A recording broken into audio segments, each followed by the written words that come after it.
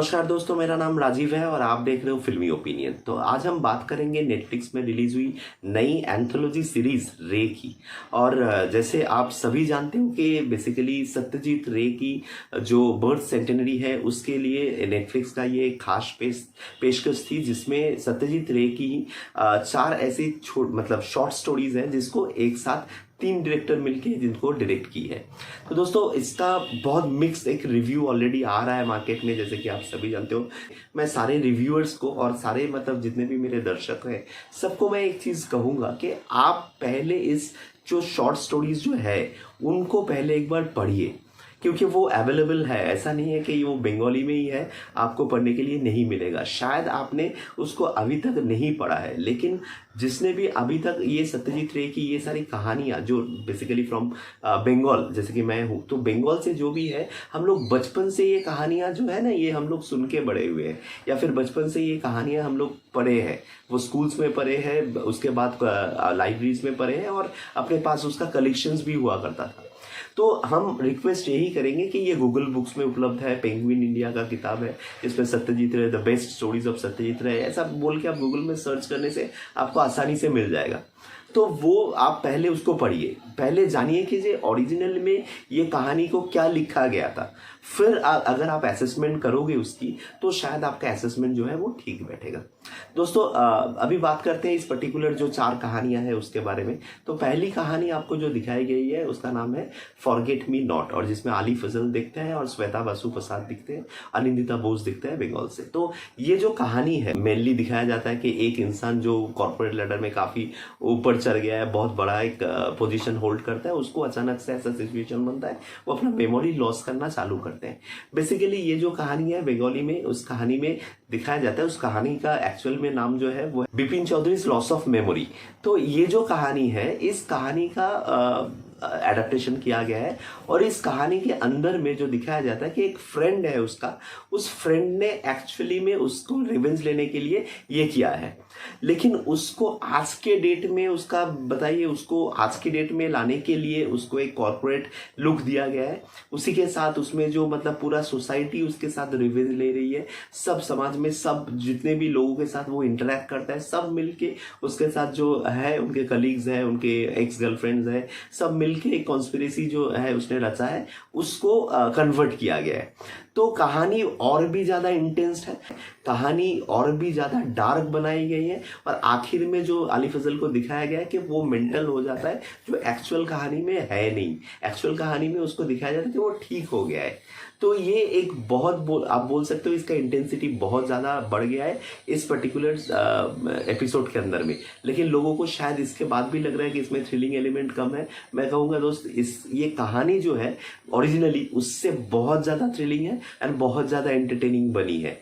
और एक चीज़ जो मैं आपको कहना चाहूँगा कि इसमें जो मान लीजिए सिनेमेटोग्राफी या फिर बाकी जो चीज़ें यूज़ की गई है, स्पेशली जो अली फजल जो रास्ते से वो दौड़ रहे थे, वो वाला जो सीक्वेंस जहाँ पे बैकग्राउंड में लाइटनिंग हो रहा था, तो वो वाला सीक्वेंस अगर आप देखोगे, या फिर क्लाइमैक्स का जो सिचुएशन है वो अगर आप देखोगे कि एक व्हीलचेयर में बैठ के श्वेता बसु प्रसाद जब उसको ट्रैवल कर रहा है डाउन मेमोरी लेन, उसके लाइफ का जो साइकिल है, और हर जगह हर डिपार्टमेंट धीरे धीरे उसको एक एक करके एक्सपोज हो रहा है कि कहाँ पे उसने क्या गलती की है। That was amazing, that was mind blowing piece।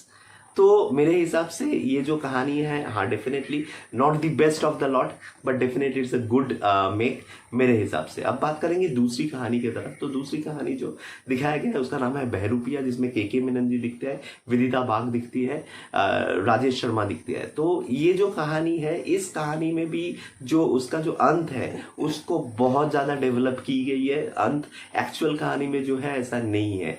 Actual कहानी में जो होता है कि निकुंज जो यहाँ पे इंद्राशीष जो कैरेक्टर दिखाया जाता है, तो वो कैरेक्टर नहीं, एक्चुअली निकुंज उनका नाम है। सो वो कैरेक्टर आखिर में उसका प्रोस्थेटिक जो है वो निकालने में वो समर्थ रहते हैं, और finally he got rescue from the police, उसको कुछ होता नहीं है। और वो जो कॉन्फ्रंटेशन वाला जो सिचुएशन है जहाँ पे ये दिव्येंदु भट्टाचार्य के साथ जो इंटरेक्शंस है, मतलब हमारे के मेनन की, वो एक्चुअल कहानी में बहुत कम है, एक छोटा सा पोर्शन है, लेकिन यहाँ पे वही वाला पोर्शन जो है कहानी को और भी इंटरेस्टिंग बनाती है और भी इंटेंस बनाती है। ठीक है, तो ये एकदम अलग चीज़ है, मतलब अलग तरीके से इसको ट्रीटमेंट दी गई है दोस्तों। ओरिजिनल कहानी आप पढ़ोगे तब जाके आपका डिफरेंस जो है वो डिफरेंस आप फील कर पाओगे। तो बहरूपिया मेरे हिसाब से not the best of the lot, even not as good as forget me not, but definitely it will come on the third place. I will definitely say it will come on the third place. अब बात करते हैं तीसरी story के बारे में, जिसको अभिषेक चौबे ने डायरेक्ट की है, और ये आप बोल सकते हो the best of the lot मेरे हिसाब से, क्योंकि इसमें जो दिखाया गया है मनोज बाजपेयी एंड गजराज राव का जो कॉम्बिनेशन है वो माइंड ब्लोइंग है। उन दोनों का परफॉर्मेंस जो है माइंड ब्लोइंग है। और कहानी में जो एक्चुअली में दिखाया जाता है उसका नाम है हंगामा है क्यों बरपा, और ये बेसिकली जो है गुलाम अली साहब की जो एक गज़ल है, गज़ल की एक लाइन है, उसको बेसिकली यूज़ किया गया है। लेकिन इसका जो एक्चुअल नाम है उसका नाम है बारिन भौमिक्स एलिमेंट। आप इसको गूगल कर सकते हो, ये भी आपको गूगल में मिल जाएगी। और इस कहानी में दिखाया जाता है कि क्लिप्टोमेनिया एक ऐसी बीमारी है जहाँ पे जो बचपन से लोग चोरी करना चालू कर देते हैं। तो उस कहानी को बहुत अच्छा तरीके से दिखाया गया है। और सबसे बड़ी बात है इसका डायलॉग्स, जो मतलब इतना आपको हंसाएगा, इतना आपको एंगेज करेगा कंटेंट के साथ, वो तो काबिल तारीफ है। और यहीं पे जो द मास्टरपीस ऑफ सत्यजीत रे, देखिए कहानी आज से 50 साल पहले लिखी गई है, उस कहानी आज के दिन में भी कितना आपको आनंद दे सकती है, और जो आप फैमिली के साथ बैठ के देख सकते हो। एक ऐसा एंटरटेनर जहाँ पे सब लोग बैठ के परिवार में एक साथ इसका मजा जो है वो ले सकते हो। तो मेरे हिसाब से बेस्ट ऑफ द लॉट 4 कहानी में से सबसे बढ़िया कहानी जो है वो डेफिनेटली ये वाली है, हंगामा क्यों है बड़पा। अब दोस्त बात करते हैं लास्ट जो कहानी दिखाई गई है जिसका नाम है स्पॉटलाइट, और उसका ओरिजिनल नेम भी स्पॉटलाइट ही है जो सत्यजीत रे ने लिखा है। और इसमें जो जहाँ पे दिखाया जाता है कि एक स्टार एंड एक स्पिरिचुअल गुरु, दोनों में से स्टारडम किसका ज़्यादा है। स्पॉटलाइट अचानक से अगर एक फिल्म स्टार के ऊपर से जाके एक स्पिरिचुअल गुरु के ऊपर आ जाता है तो कैसे उसका लाइफ में चेंजेस आता है।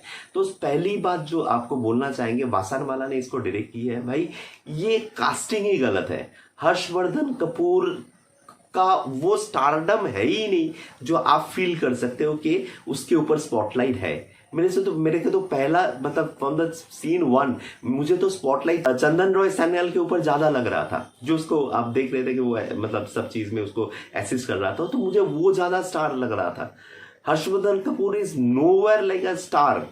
तो उसका वो मतलब जिस चीज के ऊपर बार बार बात हो रहा था कि उसका लुक वो कैसे लुक देता है, तो वो है ही नहीं वो मैजिक। तो कहानी में दम था या नहीं वो तो बात की बात है। कहानी में दम हो ना हो, भाई हर्षवर्धन कपूर में तो वो दम था ही नहीं जो इस किरदार को प्ले कर सके। तो the major blunder, the major mistake they have done कि इसमें हर्षवर्धन कपूर को कास्ट की गई है, तो ये सबसे बड़ी ब्लंडर है। तो मेरे हिसाब से ये एकदम ठीक नहीं बैठता है, और जो कहानी को और भी स्लो पेस्ड, और उनका एक्टिंग जो है और कहानी को एकदम रफा दफा कर देती है। और उसके बाद आखिर में जो वो दीदी का जो मतलब दिखाया गया है उसमें भी उन्होंने जो एक्टिंग की है मतलब वो एकदम मतलब बेकार है पूरा। तो ये सबसे मतलब वर्स्ट ऑफ द लॉट। तो मेरे हिसाब से ये 4 नंबर में भी नहीं, ये बाहर होना चाहिए था। एनीवेज ये अगर अंदर है भी तो ये एकदम खराब है। तो दोस्तों ये था मेरा रे वेब सीरीज का असेसमेंट। अगर आपको पसंद आया तो ये वीडियो को डेफिनेटली लाइक कीजिए, आप दोस्तों के साथ शेयर कर लीजिए। कोई भी चीज़ अगर आप मुझे कहनी है, कोई भी शिकायत करनी है तो कमेंट बॉक्स खुली है, तो उसमें आप लिख सकते हो। और अगर आपको लिंक्स चाहिए उस किताब कहाँ पे आप पढ़ सकते हो उसको, वो भी मैं आपको दे सकता हूँ। मेरा डिस्क्रिप्शन बॉक्स में मैं उसको डाल दूंगा, तो वहाँ से आप ओरिजिनल स्टोरीज जो है दोस्तों उसको भी पढ़ लीजिए, तो आपको थोड़ा बहुत समझ आएगा इस कंटेंट के बारे में। तो मिलते हैं आपके साथ मेरा अगला कोई वीडियो में। तो उससे पहले मेरा चैनल को सब्सक्राइब कर लीजिए। तब तक के लिए अलविदा।